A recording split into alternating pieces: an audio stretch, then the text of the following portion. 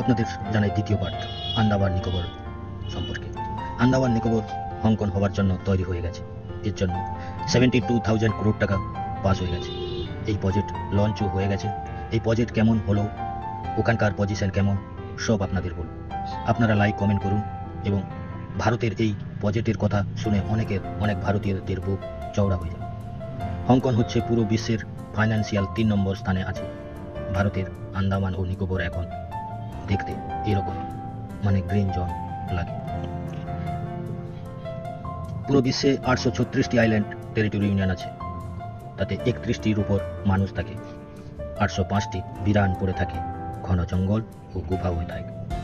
31টি যাদের থাকে তারা প্রায় আদিবাসী থাকে, হ্যান্টার জাতি থাকে। ওদের জীবিকা হচ্ছে নারিকেল কোকোনাট ফিশিং করে ওরা গুজারা করে। ভারতের 28 স্টেট আছে, 8 ইউনিয়ন টেরিটরিজ আছে, 51 মেট্রোপলিটন সিটি আছে। এইসব থেকে 1200 কিলোমিটার দূরে সমুদ্রের মধ্যে 72,000 করোড় টাকা খরচ হচ্ছে। সরকার এই 2টি আইল্যান্ড আন্দামান ও নিকোবর আইল্যান্ডের ওপর খরচ করছে। এখানে হংকং বানাতে চায়। আমাদের পশ্চিমবঙ্গের মতো দুটো রাজ্যের জিডিপি হয় যতটা, সেখানটায় তাই খরচ হবে। ভারতের আন্দামান ট্যুরিস্ট এলাকা, নিকোবর ঘন জঙ্গল। নিকোবর আইল্যান্ডের পুরো এরিয়া হচ্ছে 960 কিলোমিটার, ওতে 162 কিলোমিটার মধ্যে কাজ হবে।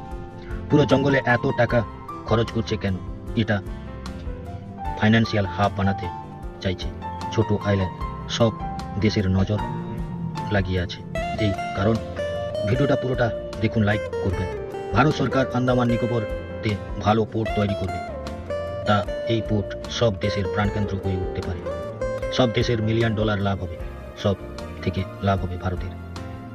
বছরে মিনিমাম 90,000 বা 120,000 করোড় টাকা লাভ হবে। এক ফ্রেশ লিটিল আইল্যান্ড বা এক ফ্রেশ নিকোবর আইল্যান্ড হচ্ছে। গালথিয়াতে ট্রানশিপ বেস হচ্ছে। এই ম্যাপ ধ্যান দিয়ে দেখবেন। 90% শিফট রুট এই রাস্তা দিয়েই যায়। ধরুন চায়না থেকে ওমান যাবেন, এতে মায়ানমার, বাংলাদেশ, ইন্ডিয়া, শ্রীলঙ্কা সমস্ত দেশের মাল আছে। সব দেশের মাল নামিয়ে যাওয়ার সময় বেশি লাগবে, অর্থ বেশি যাবে। কিন্তু ভারতের এই গালথিয়াবেতে পোর্ট হলে মেন পোর্ট হয়ে যাবে, সেন্টার পোর্ট হয়ে যাবে। এখানে নামিয়ে দিলে সমস্ত দেশের, বাংলাদেশ, শ্রীলঙ্কা, ইন্ডিয়া, এদের সমস্ত দেশের মাল সহজে নিয়ে যেতে পারবে। দিয়ে ওখানটায় ওমান চলে যাবে। ওখানে স্পোর্ট না থাকার কারণে একটা শিফটের খরচ হয় প্রায় $2 লক্ষ। আমরা এতদিন এই যে গালফেয়ার নিয়ে এত ভাবিনি কেন? হ্যাঁ, এই প্রজেক্ট বড় বড় ইনভেস্টর ও হোটেল ইনভেস্টরদের জন্য খুব বড় প্রজেক্ট।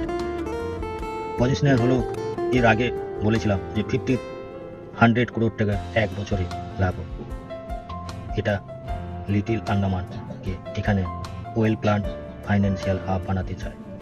বোম্বাই বা দিল্লিতে যেমন ধরুন যে আপনার এখানে একটা বড় বিল্ডিং বানালেন, বড় হোটেল আর বড় গেস্ট হাউস, তার পাশে একটা ঝুপড়ি বা ধাবা আছে। এটা আর হবে না।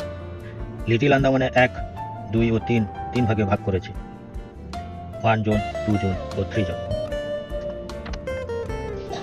1 জোনে প্রথম কাজ হলো এরো সিটি বানাতে। এরো সিটি মানে এয়ারপোর্ট, তার পাশে থাকবে ফাইন্যান্সিয়াল, তারপরে আছে মাল্টিপ্লিয়ার বিল্ডিং, তার পাশে থাকবে 5 স্টার হোটেল, 7 স্টার এবং ডকুমেন্টের হাব ও গভর্নমেন্টের অফিস। ইন্ডিয়াতে একটা ভালো এরো সিটি হচ্ছে দিল্লিতে, সেরকম এখানটাও একটা এরো সিটি হবে। ধরুন আপনি একটা কোম্পানি খুলবেন, পাশে অনেক বিরাট জঙ্গল পড়ে আছে। সরকার চাইছে যে আপনি বড় কোম্পানি নিয়ে আসুন জমিতে, ভালো এরো সিটির সঙ্গে সাহায্য এবং সৌন্দর্য, টুরিস্ট এলাকাও তৈরি হোক। জন 1-তে আরও একটা কাজ আছে, মেডিকেল ডিপার্টমেন্ট। এত কিছু হওয়ার পর ভাবতে থাকবে যে লিটিল আইল্যান্ডের দূরত্ব প্রায় 1200 কিলোমিটার। এখানটায় আপদের সময় মেডিকেল কোথায়? কোনো আপদ এলে তখন এখান থেকে নিয়ে যাওয়া সম্ভব নয়, প্রায় 1200 কিলোমিটার। আর ইন্ডিয়াতে 3টি বড় মেডিকেল আছে, যেটা 1200 বেড, তার বেশি নয়। নতুন শহরে মেডিকেল ফেসিলিটি হবে, ইনফ্রাস্ট্রাকচার খুব ভালো হবে।